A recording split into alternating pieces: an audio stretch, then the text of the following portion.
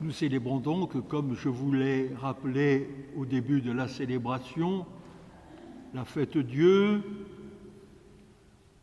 la fête du corps et du sang du Christ, la fête du Saint-Sacrement. La fête Dieu n'est plus ce qu'elle était. Les plus anciens, dont je fais partie, se souviennent des processions dans les villages ou dans nos quartiers de Marseille, dans un climat de fête et de foi partagée par tout un peuple. Elle n'existe plus. Le recul de la vie de foi, moins de pratique, moins d'éducation religieuse, et la circulation impossible de ces dernières années en sont en partie responsables. Mais ce qu'elle a perdu en démonstration populaire, elle l'a gagné en intériorité. Et notre communauté est invitée, par la liturgie de ce jour, à méditer sur 3 aspects du sacrement de l'Eucharistie. L'aspect historique, l'aspect théologique et philosophique, et l'aspect moral. L'aspect théologique et philosophique. La fête d'aujourd'hui nous invite à réfléchir sur l'Eucharistie, la présence réelle du Seigneur sous les apparences du pain et du vin, et sur ses conséquences morales et religieuses. Une petite explication philosophique. Nous savons ce que c'est qu'une transformation. Je prends un exemple.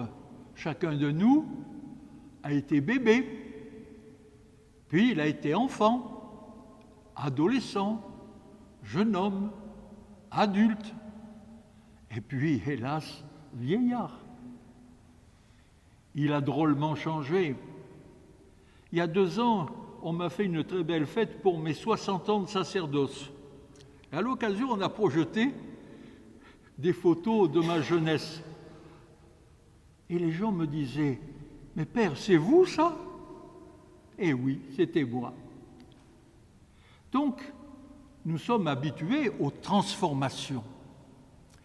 Mais dans l'Eucharistie, il se passe non pas une transformation, mais une transsubstantiation.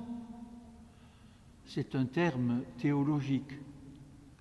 C'est-à-dire que la forme reste la même. C'est toujours du pain et du vin que l'on voit sous les yeux. Mais ce n'est plus du pain et du vin, la substance du pain et du vin, mais la présence du corps et du sang du Christ. Voilà l'objet de notre foi. Nous croyons en la transsubstantiation. L'évangile de Jean, au chapitre 6, c'est un passage d'ailleurs qu'on ne trouve que dans son évangile.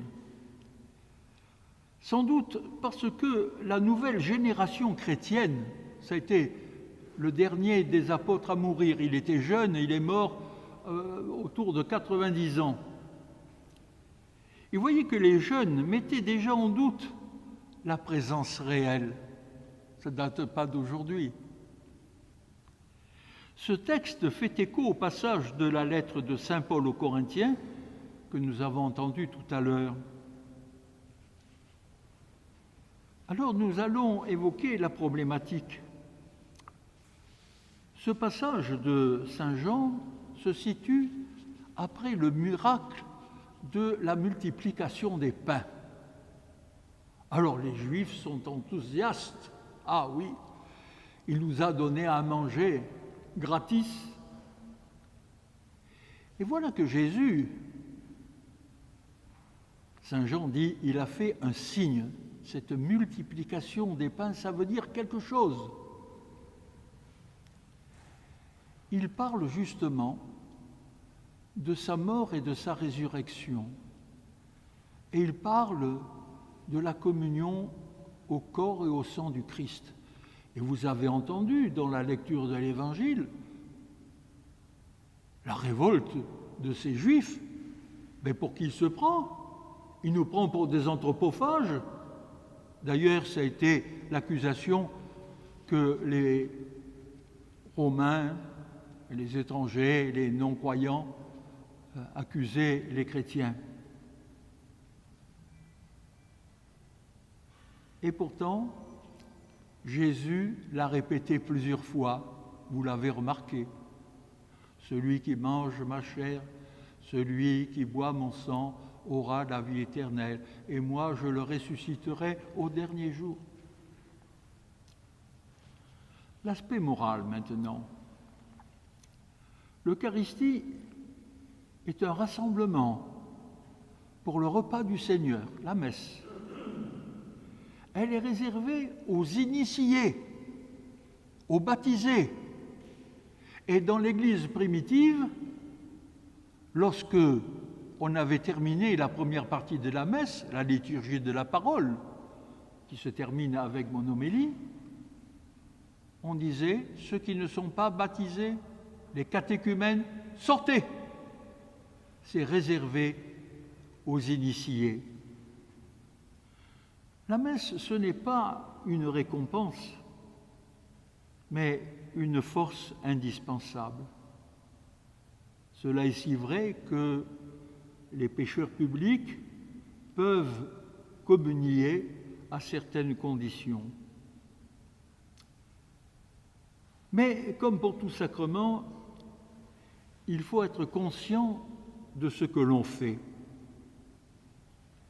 Si autrefois, suite au jansénisme qui a beaucoup sévi dans notre région et notamment à Marseille, personne ou presque ne communiait, et on avait tort. Aujourd'hui, tout le monde communie sans trop se rendre compte, et on a tort. Abordons quelques questions à propos de l'Eucharistie. Le jeûne. Ne pas manger 1 heure avant. L'eau et les médicaments ne rompent pas le jeûne. Et je disais à mes élèves, on ne va pas communier la bouche pleine. Vous savez qu'on peut communier de deux façons, sur la langue ou dans la main. On a le choix. Mais depuis le Covid, on demande aux baptisés de communier dans la main. Alors, comment faut-il procéder? Ceux qui veulent communier arrivent, les deux mains l'une sur l'autre, la paume ouverte. Et lorsque le prêtre montre l'hostie en disant « c'est le corps du Christ », on doit dire « oui, d'accord, c'est Amen ». Le Amen, c'est « OK ». Je sais ce que je vais faire. Je disais encore à mes élèves, si j'étais le pape, eh bien, voilà ce que je ferais comme modification. Je montrerais l'hostie et je dirais, qu'est-ce que c'est? Alors, ceux qui me diraient, c'est une pastille, c'est un bonbon, passe ton chemin. Tu ne sais pas ce que tu vas faire. Et peut-être que je vais profiter de la présence du pape le 23 septembre à Marseille pour lui suggérer justement cette idée. L'action de grâce, c'est un temps de silence après la communion pour favoriser le dialogue avec le Seigneur qu'on vient de recevoir. Et puis il y a, dans la vie courante, Voilà pourquoi l'Église est toujours ouverte ici, et c'est tant mieux, parce qu'il y en a beaucoup qui sont fermés. On fait ce qu'on appelle les visites au Saint-Sacrement, les visites au Seigneur, une prière personnelle. On vient voir un ami, un grand ami, qui nous aime et qui nous donne des forces pour la vie. La communion sous les deux espèces, c'est-à-dire le pain et le vin. À certaines occasions, les fidèles peuvent communier sous les deux espèces. Première communion, confirmation, mariage. À certaines fêtes comme le Jeudi Saint ou aujourd'hui. Mais là encore, le Covid a sévi et maintenant, donc même dans la concélébration des prêtres, on communie par intinction, c'est-à-dire qu'on trempe l'Eucharistie, l'hostie dans le vin.